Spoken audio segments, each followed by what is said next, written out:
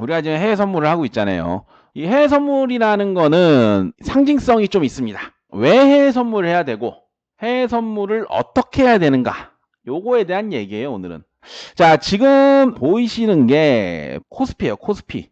그리고 지금 보시는 게 코스닥 지수예요. 코스닥 지수인데 참 그렇다, 그죠?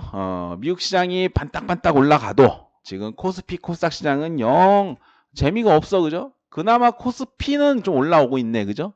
우리는 통상적으로 여러분들이 이 매매를 할 때 코스피보다는 코스닥의 영향을 많이 받을 거예요. 누구나. 왜? 삼성전자, SK하이닉스 매매하시는 분도 있고 LG 에너지솔루션 매매하는 분도 있겠지만 대부분은 중소형주를 매매합니다. 그리고 지금 시장이 올라와도 SK하이닉스, 삼성전자 봐봐. 올라옵니까? 안 올라오잖아. 지금 이게 삼성전자예요. 지수하고 비슷하잖아, 그죠?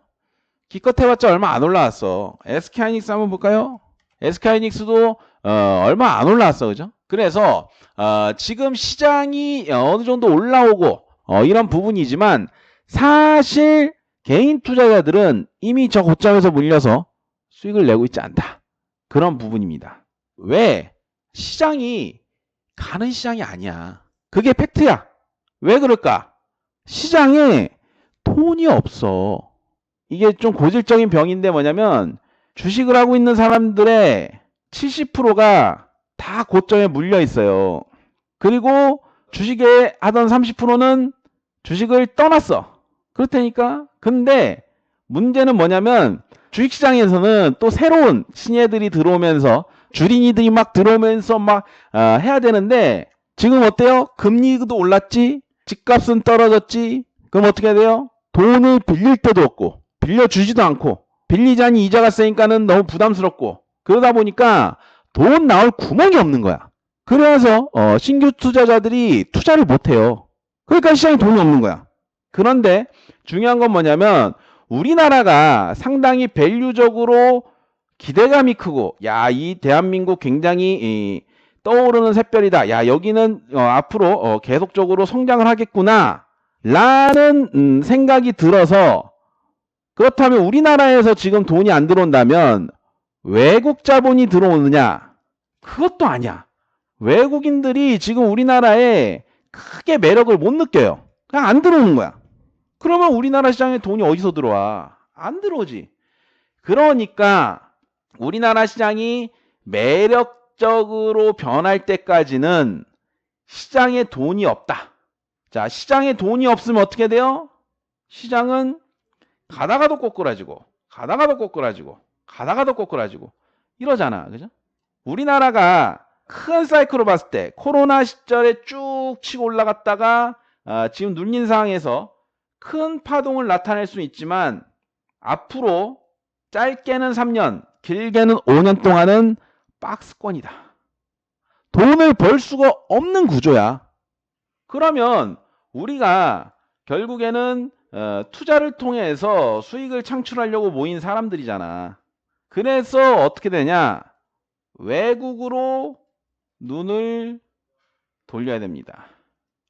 근데 외국으로 돌리려고 하다 보니 웬만한 투자하는 곳은 유럽 쪽은 우리가 너무 생소하고, 그죠?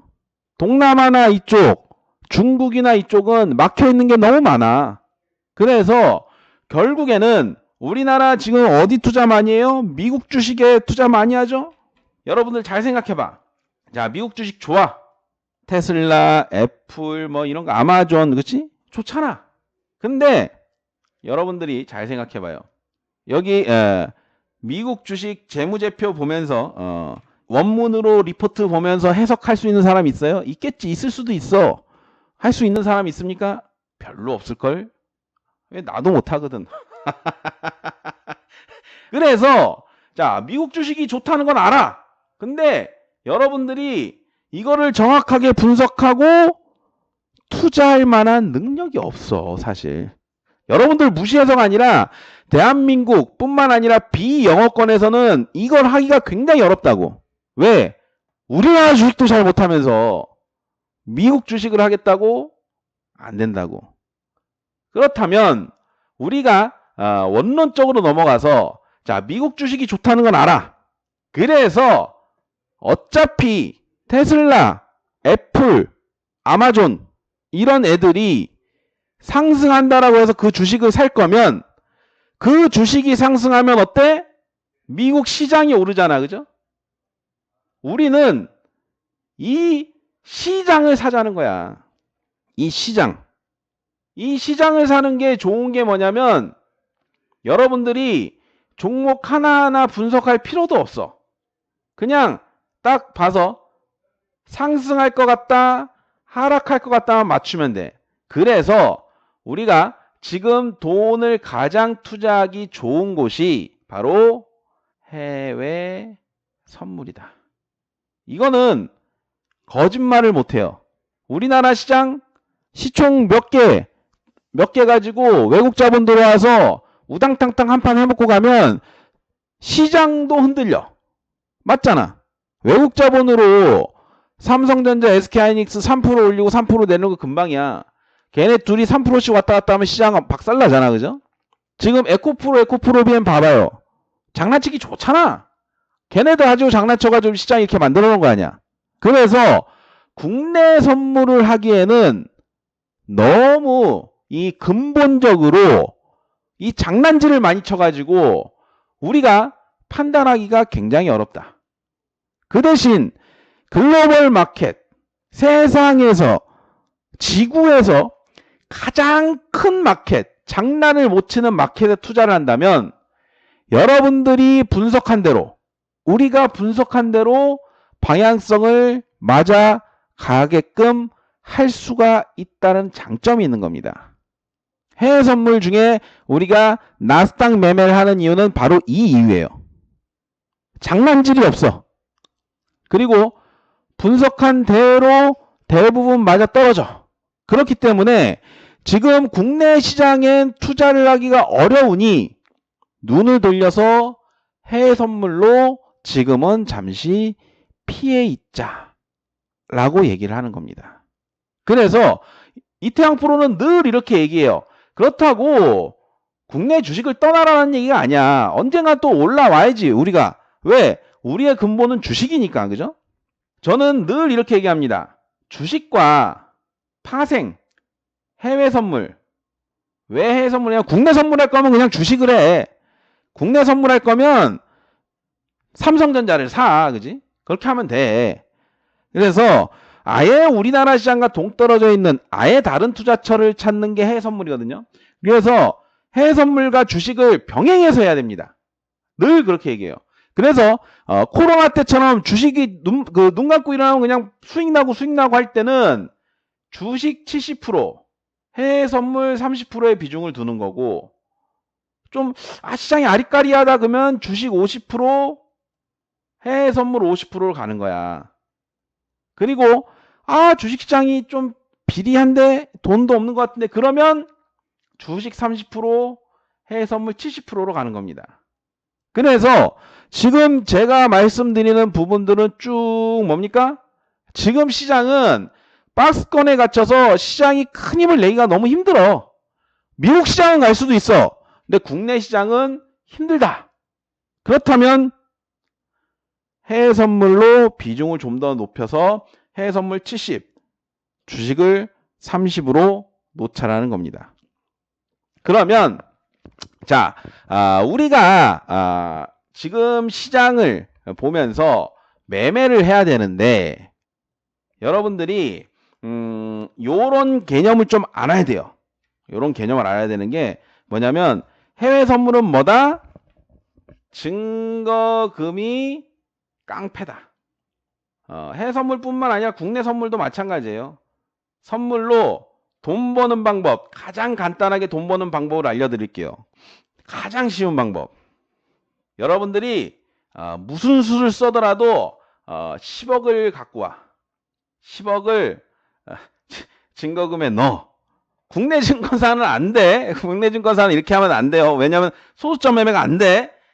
10억 가지고 0.01 계약씩 한 방향으로만 계속 반대로 가면 계속 찍어. 계속 물타. 한 번은 맞는다. 왜? 여러분들이 10억 가지고 0.01 계약을 하잖아요. 그러면 무슨 일이 있어도 절대 로스컷이 안 나. 해외 선물은 로스컷만 안 나면 무조건 돈 봅니다. 왜? 시장이라는 건 올라가면 떨어지고 떨어지면 올라가기 때문에. 이 얘기가 뭐냐면 결국 증거금이 깡패다는 얘기예요. 그래서 여러분들이 매매람에 있어서 이건 우스갯소리입니다. 10억 갖고 오라는 얘기가 아니야. 정확하게 말씀드리면 여러분들 계좌에 보면 밑에 증거금률이 있죠. 증거금률. 증거금률을 맞추는 게임이에요. 사실. 굉장히 단순하죠. 여러분들이 누구나 저 포함 이 투자자들이 전부 다 방향성을 100% 맞출 수 없어. 여기 방향성 100% 맞출 수 있는 사람 있어? 없잖아. 그래서 여러분들은 증거금을 맞추는 연습을 해야 됩니다. 증거금이 적으면 둘 중에 하나지. 뭐 증거금을 높이던가 아니면 계약수를 낮추던가 둘 중에 하나입니다. 이게 가장 기본이에요. 해외 선물은 이게 가장 기본이다. 그렇다면 적정 증거금률은 얼마냐? 뭐 높으면 높을수록 좋겠지만 마지노선이라는 게 있죠. 딱 봤을 때 가장 안정적이다 하는 게 400에서 600%. 요 정도를 꾸준히 유지할 수만 있다면 여러분들은 해외 선물로 무조건 성공합니다. 무슨 수를 쓰더라도 400에서 60%를 계속 맞춰보려고 노력을 한번 해봐요. 계약수를 낮춰서 분할로 계속 나눠서 사든가 아니면 증거금이 처음에 작게 시작을 해서 방향성이 만약에 틀어졌다. 근데 내가 봤을 때 이쪽으로 분명 갈 것 같아. 그러면 어떻게 돼? 계속 추가로 입금을 해가지고 400에서 60%를 맞추는 거야. 이런 식으로 꾸준히 하잖아요. 그러면 여러분들은 계좌가 계속 불어날 수밖에 없어요. 왜? 시장은 언제나 파동을 가지고 오르면 내려가고 내려가면 오르니까. 영원히 상승하는 시장이 없어요. 영원히 하락하는 시장이 없습니다. 그 대신 큰 상승이 나온 뒤에는 큰 하락이 나오고 큰 하락이 나온 다음엔 더 큰 상승이 나옵니다. 그죠? 내가 만약에 반대로 찍었는데 큰 원웨이가 한번 나왔어. 그것만 버티면 그 다음부터는 쭉 더 큰 반대 시장이 나오는 거야. 어마어마한 수익을 갖고 오겠죠. 버틸 수 있는 증거금률 유지가 제일 중요한 겁니다. 사실 기법이라고 이런 것도 없어. 사실 해외 선물은 결국에는 제일 좋은 기법은 증거금률을 맞추는 겁니다. 이해되십니까? 이게 잘해야 돼. 진짜 이거는 여러분들이 선물하면서 반드시 머릿속에 꼭 넣어야 되는 부분이에요. 증거금률. 이 증거금률을 못 맞추면 여러분들은 해외 선물을 할 수가 없어. 이제 어느 정도 해외 선물에 대한 기본 틀을 제가 쭉 말씀드렸어요. 가장 좋은 기법은 증거금률이다.